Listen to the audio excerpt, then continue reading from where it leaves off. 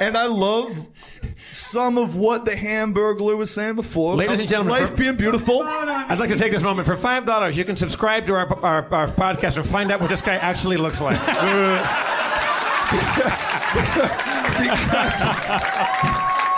It's not exactly. No. Oh, Jesus. Wow. Casualties. He almost broke his own glasses. It's like a one-man Twilight Zone episode. Time enough at last. Finally get to headbang all I want. Oh, wait. My book on headbanging, I can't read it. Yo, Harmon, you ever see that episode of Twilight Zone when that guy is sitting in the airplane and he's chilling in the airplane and he's like having a good time and shit, and then like at the end of the episode he looks out the window. That was me, boy. Wait, what? That's an episode of Twilight Zone? The guy takes an entire plane ride and then looks out the window and someone says, "Now's me, that boy." Yeah, Jeff saw it. Jeff saw it. No, Jeff saw it. Jeff, you saw me, boy. Like, what's your name, first off? My name's Dave, man. My name's Dave. Yeah, that's right. My name That doesn't surprise me a bit. My name's Dave Klien. My name's Dave Klien, baby. Dave, where you from, man? I'm from... from New Jersey, baby. And you've been Frank Sinatra for real. For real, though. For real. You from Hoboken? Where are you from? I'm from Paramus, New Jersey, baby. Paramus. I was born in Manhattan because my mama was an opera singer. Oh, and then she put you in a basket and sent you the wrong way down the river? In an anti-Moses story? Harmon, you'll love this. You'll love this, Harmon. My mama was the leading coloratura at New York City Opera. She was the leading what? Coloratura soprano, which is like real high. So if you sing up, so like I'm a bad boy. So like my voice, my voice goes down, girl, go crazy. That's from my papa, who's also an opera singer. My mama was the leading coloratura soprano at New York City Opera. And she got pregnant, and what happened was they brought in an understudy, and they were like, "Yo, you're getting old. We don't like the way you look no more. You're getting pregnant.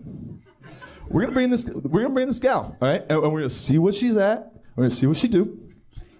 My mom's pregnant with me, looking her destiny in the face, and she keeps singing. Mama kept singing, all right? Mama kept singing. While she's pregnant with me. Daddy sang bass, Mama kept singing. But wait, she kept singing in the theater was firing her. Did she keep singing in New Jersey? So get this. No. My mom. that story sounded like. My mom said, "Fuck childbirth. I'm having a cesarean." She has a cesarean, has me pulled out of her. In which trimester? On stage? This is actually a David Lynch film directed by Matthew Barney, like mid-'80s. This is like heavy-duty, heavy-hitter shit. This is an origin story. But this is the most ancient Greek way to describe it. My mom got laid off and had a cesarean. My mom had my body untimely ripped from her womb. Harmon, you're right. That's what would happen to normal humans, but Mama Klien ain't a normal human. She had me cut out of her. Your name is Dave Klien. That's right, baby.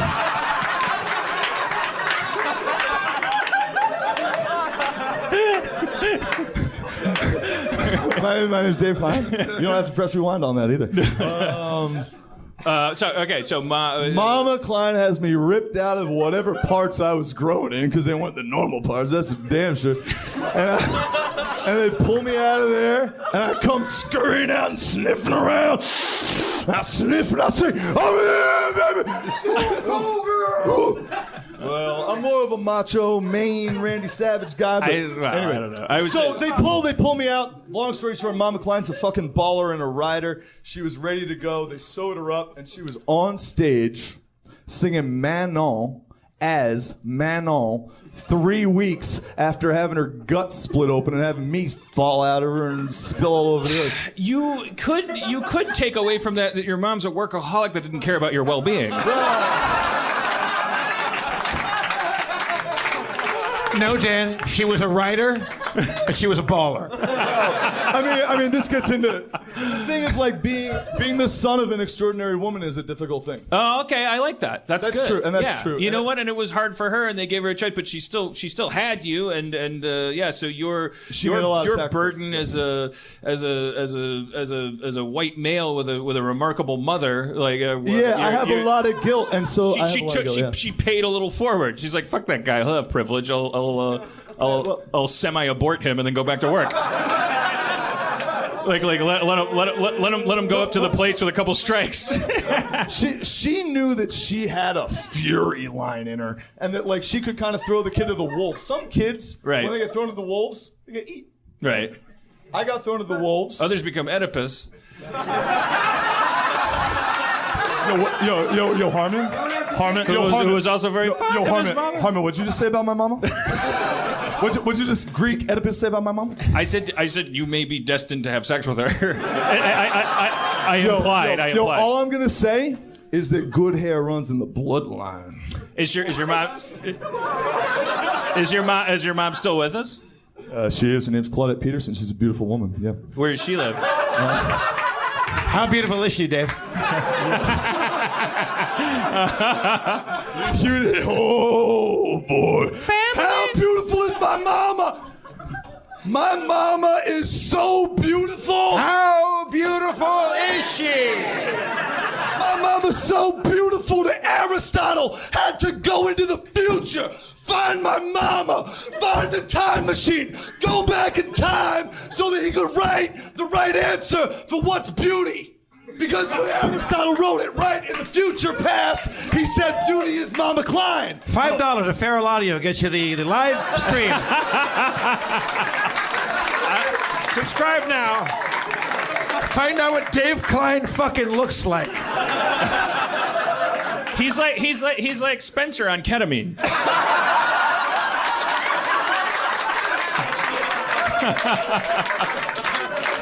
I was gonna say a super cool. I guess when you take a marijuana joint and you lace it with PCP. That's. You ever have one of those, Dave? You ever puff a super cool? I actually love to smoke weed. Wait, that's a huge reason why I claimed out here. Yeah. It's 9/11, by the way. I don't know if Dave Klien has any take on that. Well, not to get too real on that, but I went to an all-boys Catholic super sport factory for high school. We lost a couple of boys in the towers, and I was in a classroom watching it. What? But you confused me with you went to a factory for collegiate super athletics. sports. Is that like a puppy mill? Like you went to a factory instead of a school? Like they're like, we're gonna make you an athlete. What they do is like there's certain places in America where they say like, yo, society's real fucked up and they don't know anything. So like we don't really know a lot of things, but what we do know are like a couple of them. And like what we know and like what we know, we're gonna fucking like do. And we're gonna do this shit like hard. We're gonna go hard on what we know. Now listen, boy, we don't know nothing. You gotta never forget that you know nothing. Ooh, think about that. Nothing. You really don't. Anyway, Harmon knows this. Harmon knows you don't know anything until you channel the fury into one or two pursuits. You start jumping down on them all the way, sniffing around. The exits are two to the back. So one behind me. So your school had a lacrosse team? What is the... My school, my school, like... Please file out in orderly fashion. This is a real story. Like, for instance, our football team produced the defensive rookie of the year in the NFL. No shit. His name's Brian Cushing. But you use the word factory. I just want to know, is that like an actual like cultural thing? Like a sports factory or what are called magnet schools for like virtuosic athletes. So not for nothing, I was a virtuosic swimmer. And I fly through the water and struggle you do seem on Earth. like a super soldier program gone awry. It does seem like genetically you were kind of dealt all the cards and then you just made, well, I'm not to say, 90-degree choices. Gentlemen. You came out of the vat and you were like, where's the record store? Gentlemen, we finally received funding for Operation Metalbeast. It looks like if we we would it looks like if we took you into like an army barracks and you heard like buzz clippers coming for a while, like a really marketable guy might emerge. Here's the thing, Dan. I went to a school where I got to see a lot of things of like where the future was going to go if I went one direction, and I did a bad and crazy thing and got crazy addicted to drugs and alcohol. Which ones? Marijuana and alcohol. And Marijuana. So I cut out most of the alcohol, but it was really for whatever. This is all personal choices. It was more that I was just a real dark human being and wasn't like powerful or skilled. Which, when you're not powerful or skilled and you want to be powerful, and so you felt like there's like a shadow from your mom. Like you see these photos of your mom being super talented, this mythology of your mom being so talented that you had to be ripped from her womb so that she could get back to work. Well, I guess my take on it is that I don't think it's a mythology. I think everybody should. Well, when I say mythology, I don't mean I Right. I was afforded some truths that like you can be great if you can like be patient and only care about like a couple fucking things. Keep your family fucking close. So it was family values. It's family values. That's what the yips are for. Family. Family values. We finally got it. All right, Dave Klien, are you living in LA now? Are you gonna be coming back with your yips and your? This is a crazy thing. I came out here for my friend's wedding, and that turned into I might as well. And that turned into an annulment. Sorry. Well, no. That's not my. It's just because of your toast, is what I was thinking. It's just imagining your toast. No comment. Look, I've known Stuart a long time. Wow! Ooh. Here's the thing. When you know someone, and you really know someone, and you don't know anyone else but that person, and you're focusing your knowledge on them, and you have a connection. And then the father of the bride's like, "What's the toast? What are you toasting to? I understand it's passionate. What is it?" Well, the funny thing is that this actually happened. That's like pretty much exactly how it went down. Oh, I'm sorry. But your friend's still married, right? And the gal is the most forgiving and beautiful and wonderful and understanding person. Fucking hamburglers, dude. Adam Goldberg's obviously jealous for obvious reasons. This is my first time. Have you ever seen the video game Space Ace? Adam Goldberg turns into you when you hit that button. Daphne! It's an old reference. You can actually download Space Ace on the Apple Store. It's like $5. You can play this whole game. Don Bluth made these Laserdisc video games back then, Dragon's Lair and Space Ace. It was incredible. We thought that's what interactivity was going to be. Like a video game would be like you just watch a cartoon, but all it was is you're watching a cartoon and then an arrow would pop up and you had to hit the joystick the right way.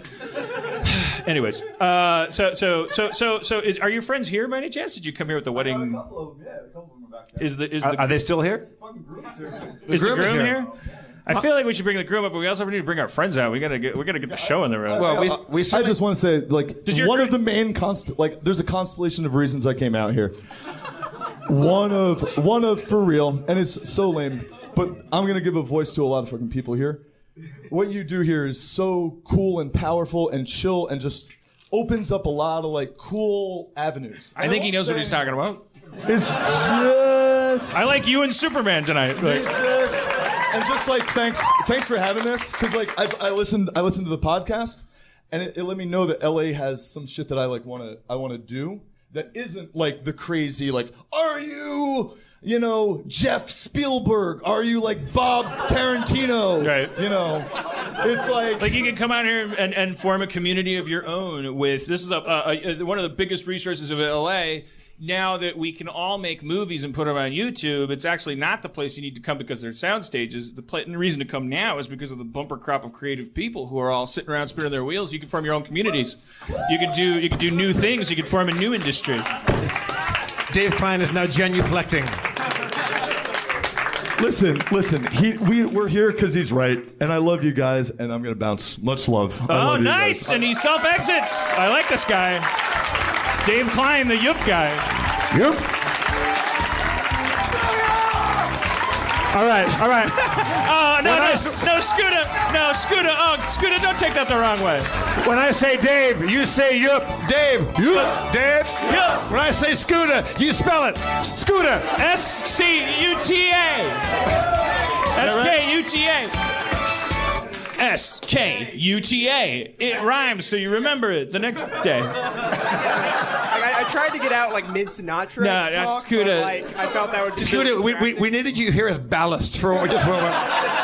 as a physical buffer, like you took a couple hits there. Scooter, I didn't want to make a big deal of it, but I did get like several like hair whips to the face, and that's fine. It's totally fine. No, I Scooter. It's a different case with you. I mean, that guy was a character. We like it when the characters self-exit because otherwise the alternative is like cattle prods and stuff. Like you have a very kind-hearted nature. We knew we could have asked you to leave at any time. I'm sorry. I praised him for self-exiting did not mean that you have been lingering like a. I hadn't said anything for a while. So Scooter, you're not leaving. You're staying the whole show up here, baby. Yeah. Scooter ain't leaving. He's our fuzzy dice. Scooter's fuzzy dice. You're what makes you bring the whole Chevy together. I got my Scooter in the rear view, popping on the AIDS tonight. Surf AIDS song. This is a surf AIDS song. I don't know. Popping on the AIDS? Yeah, I don't know. So, I gotta run, and be aware of AIDS today. Say if the surfer culture came back, but was more modern, and I got my red ribbon on my vest. Woo!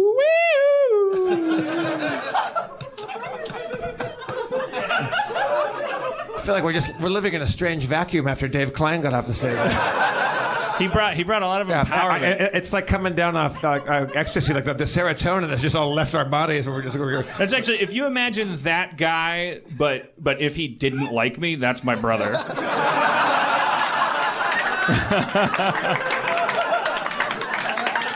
That's what makes me kind of enamored with him. I'm like, man. All the zeal, none of the affection. Yeah. Like I love this.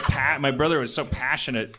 That was a pleasure, Dave. Thank you, man. You're a very spiritual, interesting dude. I like that his life is mythical. That he has a goddess for a mom, and really, it was like there's more there. There's a lot going on there. We live in a world like we all have our filters. We all have our things that we keep hidden. And Dave, you come up here and you dance and you headbang and stuff like that. And you also reveal a lot about yourself. But even then, I'm sure there's stuff that you have to hide about yourself. I hide behind a suit. He also revealed a lot about the skill of the carpenters that assembled this platform. I don't think that was ever expected of them. Like, you think in LA, if you're not making a movie, you're probably phoning it in. But whoever made this platform wasn't fucking around.